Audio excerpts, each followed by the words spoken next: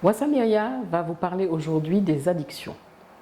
L'addiction est un trouble complexe qui peut être et qui doit être abordé sous plusieurs angles en psychologie. Alors qu'est-ce que c'est?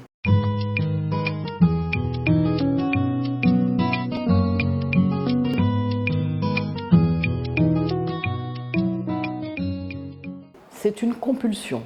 Les addictions sont considérées comme des compulsions qui sont donc des attitudes, des substances que l'on peut prendre sans être en mesure de pouvoir s'arrêter, de décider d'arrêter. Il y a une dépendance qui s'installe et cette dépendance, elle peut être d'ordre physiologique, donc on peut avoir des troubles physiques, et elle peut être d'ordre psychologique. Il est très important de comprendre que les addictions peuvent être néfastes à notre santé mentale et néfastes à notre santé physique. Il existe plusieurs types d'addictions. Celles qui sont le plus connues, ce sont par exemple les addictions à l'alcool.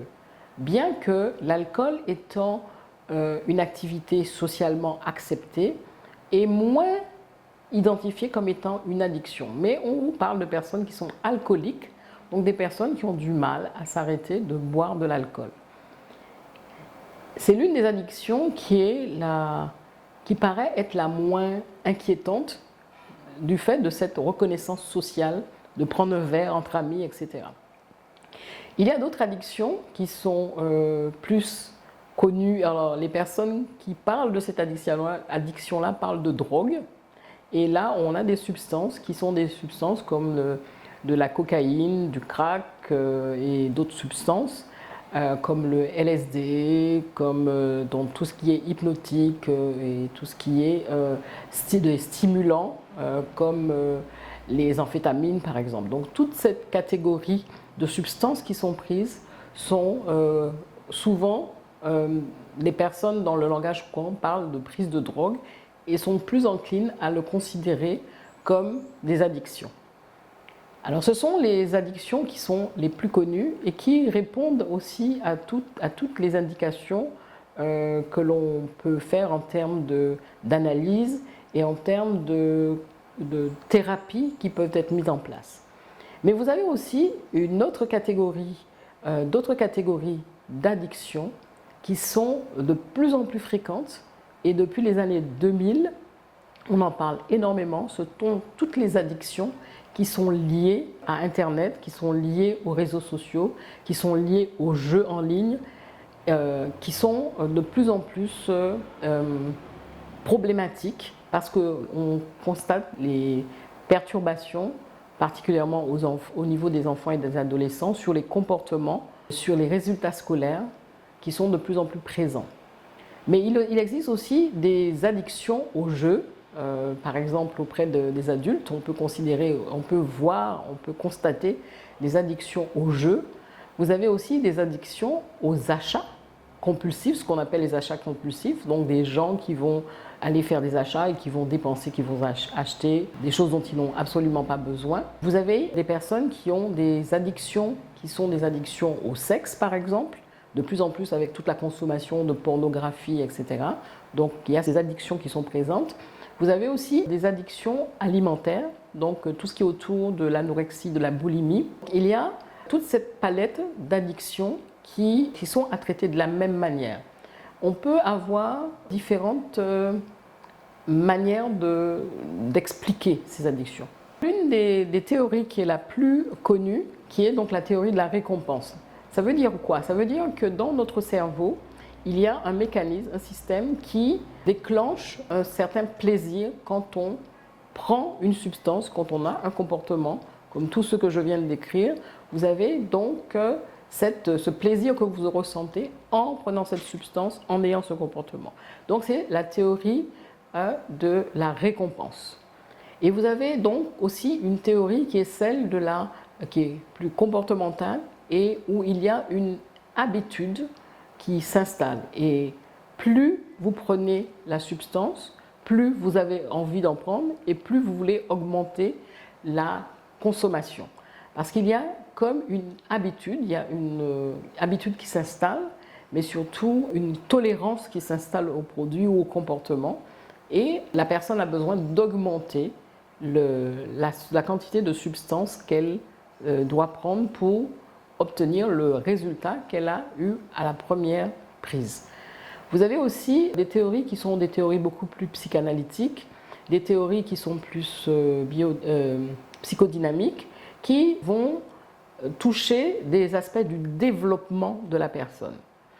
Ces aspects de développement de la personne sont particulièrement à prendre autour de ce qu'on appelle la théorie de l'attachement, c'est-à-dire que dans la toute petite enfance, c'est à ce moment-là que se construit la capacité à entrer en relation avec les autres. Et si au cours du développement, il y a eu des perturbations, on va constater qu'il y a des difficultés à s'attacher. Alors on va avoir des styles d'attachement anxieux, bon évidemment le style d'attachement équilibré, le style d'attachement évitant, et vous avez aussi des styles d'attachement qui sont des styles d'attachement mixtes. Au cours d'une autre vidéo, j'aborderai la question du style d'attachement qui est un aspect très important dans toutes les prises en charge psychologiques et qui viennent sous-tendre, expliquer un certain nombre de difficultés que peuvent rencontrer des individus. Alors dans le cadre des addictions, les perturbations au niveau du développement peuvent avoir des conséquences sur les futures addictions. Et vous avez aussi d'autres théories qui sont plus autour de l'épigénétique, du biologique et du comportemental qui viennent expliquer cette propension à prendre une substance et avoir un comportement addictif. Tout à l'heure, nous avons parlé des réseaux sociaux, d'Internet. Il est important de voir que depuis un certain nombre d'années, nous sommes dans une société qui est une société addictive, ou en tout cas une société qui produit des addictions. Et il y a même des théories qui disent que c'est un tout addictif, donc tout peut être addictif. Tous ces mécanismes que je viens de décrire, aussi bien la théorie de la récompense et les autres, qui sont utilisés pour inciter les personnes, par exemple, à consommer un certain nombre de produits.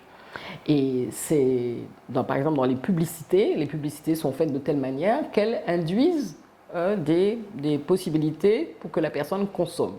Vous avez aussi un certain nombre de mécanismes qui sont utilisés sur les réseaux sociaux qui activent ce mécanisme de récompense et qui font qu'on a envie de cliquer sur la cloche, etc.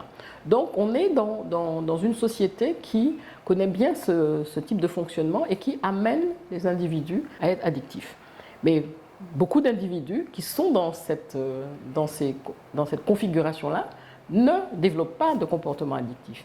Et c'est là où interviennent des éléments qui sont très importants, qui sont les facteurs de vulnérabilité et les facteurs de protection.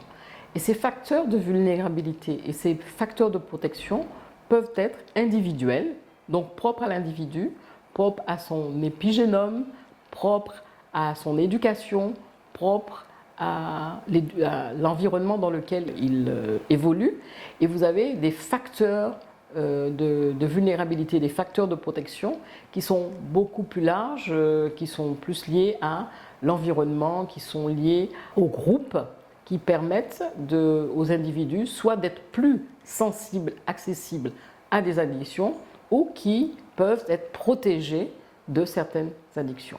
Donc ces deux aspects sont à prendre en compte et quand nous recevons des personnes en consultation qui viennent pour des addictions, il est très important de mesurer ces facteurs de protection et ces facteurs de vulnérabilité afin d'avoir accès à un certain nombre de thérapies. Les thérapies cognitivo-comportementales sont opérantes dans les cas d'addiction, mais en fonction du type d'addiction aussi, il y a un certain nombre d'éléments à traiter, comme l'anxiété par exemple, qui est très présente dans les comportements addictifs. Il y a énormément d'anxiété, donc il faut mettre en place toutes les thérapies qui sont essentiellement des thérapies cognitivo-comportementales qui peuvent permettre d'obtenir un certain nombre de résultats concernant les addictions.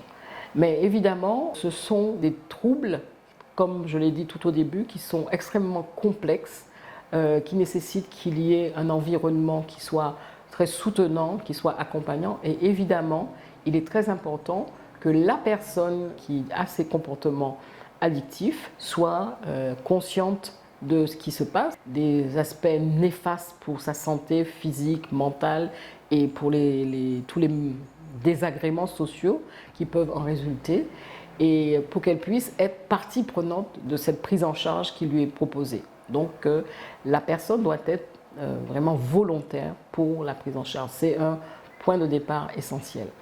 Il est aussi important de savoir qu'en fonction des substances qui sont prises, les risques, je ne me suis pas beaucoup étendue sur ces risques-là, mais il est important que je m'attarde sur 2 points, essentiellement concernant la consommation de substances par les adolescents et la consommation d'Internet par les adolescents.